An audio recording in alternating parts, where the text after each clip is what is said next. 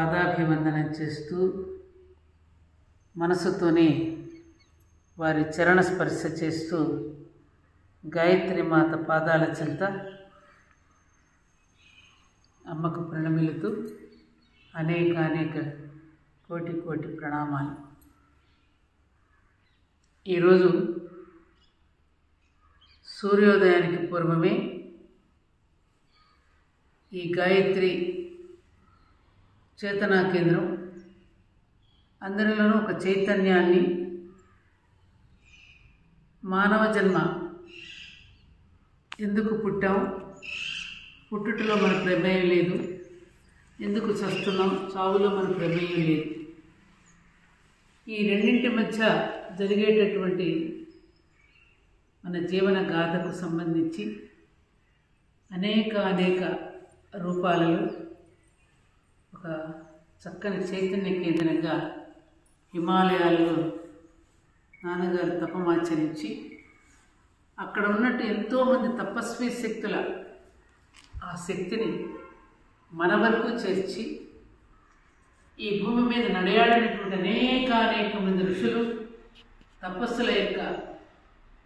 ఆ మహాశక్తిని, ఆ మహాప్రాణశక్తిని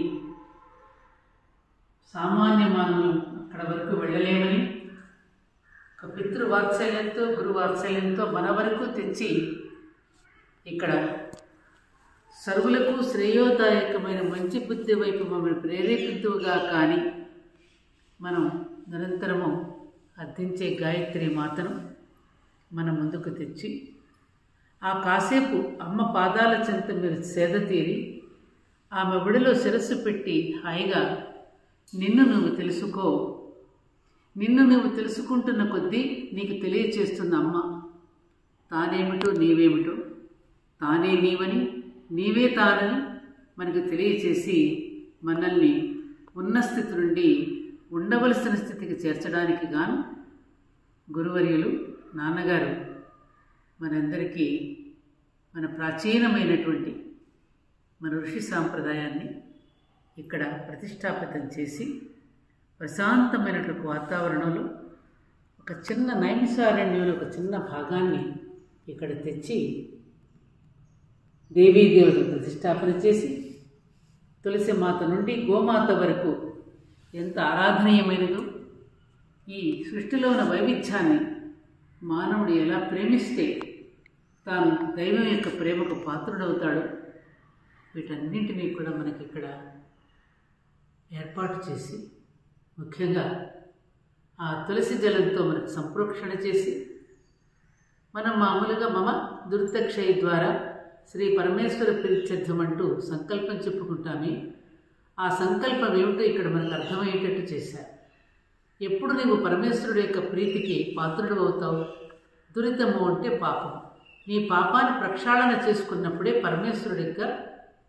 ప్రీతికి పాత్రుడు అవుతావని అలా ఒక సంప్రోక్షణ ఇక్కడ మనకి చేయించే తులసి జలంతో మనని పరిశుద్ధం చేసి ఇక నీవు ఈరోజు ఇక్కడ నుంచి బయట ప్రపంచంలోకి కాలు పెట్టినప్పటి నుండి నీవుగా నీలోని దైవత్వాన్ని మేలుకొల్పుకుంటూ ఉత్తమమైనటువంటి మానవుడుగా, మాలాగా అందరం యోగులం కానక్కర్లేదు, నిరుపయోగులు కాకుండా ఉంటే చాలు బయట ప్రపంచానికి మీరు అనే ఒక సందేశాన్ని నాన్నగారు మనకి అందించి ప్రశాంతమైనటువంటి సుందర వాతావరణంలో పరిశుభ్రమైనటువంటి ప్రకృతిలో ఔషధము వృక్షాలను, దేవతా వృక్షాలను ఇక్కడ ప్రతిష్టాపించి ఒక దివ్యమైన ఒక అనుభూతి లోకాలకి మనల్ని పయనింపచేసినటువంటి మధుర క్షణాలు మరువలేనివి. ఆంగ్ల నూతన సంవత్సరారంభంలో ఈరోజు 3వ తేదీ శృంగవరపు కోట, ఆ పేరులోనే ఎంతో అర్థం ఉంది.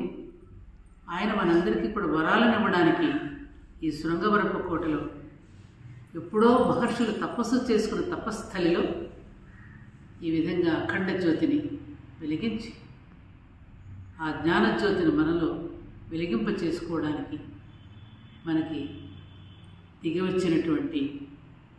బ్రహ్మ విష్ణు మహేశ్వర రూపంలో ఆ మహానుభావుల ఆ తపస్సంపన్నులు ఈ భూమి మీద ఇక్కడ నడయాడి మనందరికీ కూడా మూలాధారం నుంచి సహస్రారం వరకు ఎలా పయనించాలో, అన్నమయ కోశం నుండి ఆనందమయ కక్షలోకి ఎలా చేర్చుకోవాలో